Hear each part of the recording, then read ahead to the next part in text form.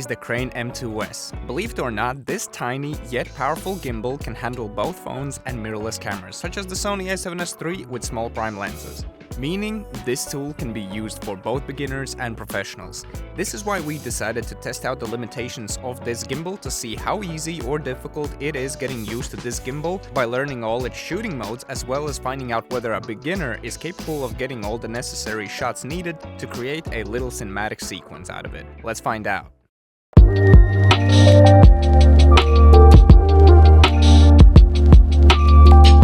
For the next 30 minutes, Annie will be running around a couple of areas, and she'll be capturing shots using the Crane M2S with the iPhone 13 Pro.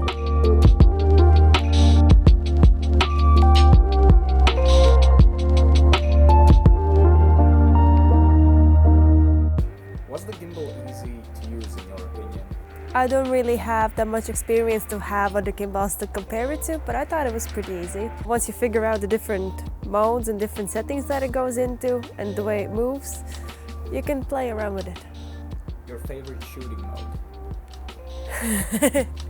My favorite shooting mode was the twirly one, it had the V letter on it. What's it called? Vortex mode. Vortex, because you can just like twist around and record and you don't have to twist around yourself. Would you recommend this gimbal to beginners, and why? I mean, I would recommend it to beginners because I thought it was pretty simple to use. It's pretty small and light, so I say it's easy to transport it to places and take it with you in a backpack. Yeah, it was very easy also to stabilize the phone, which was the first time I ever did that, and Gunnar said I did a good job. So I think it's simple enough to use to learn about basics of how to use a gimbal.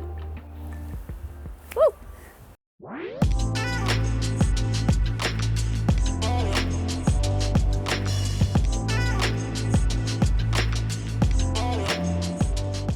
Now it's my turn to put my baby Sony a7S III on this gimbal and see what kind of dope footage I can get.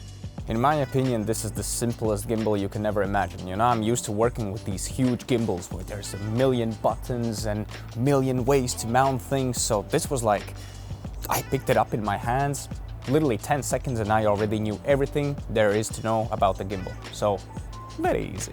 I would say my favorite shooting mode is, I would say two actually, the POV mode and the follow mode.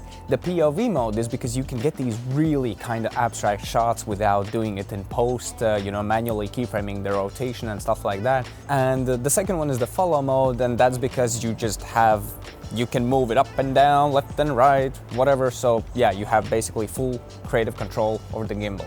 Very nice. Would you recommend this gimbal to beginners or professionals? So here's the thing, for beginners, yes, absolutely, because it's a multifunctional tool because it can handle phones, GoPros, you know, all sorts of action cameras, small mirrorless cameras, as well as bigger mirrorless cameras, such as the Sony a7S III. And yeah, it's super easy to learn, you can be very mobile with it, it's very portable, like it's anything a beginner would ever need. For professionals, I don't really know.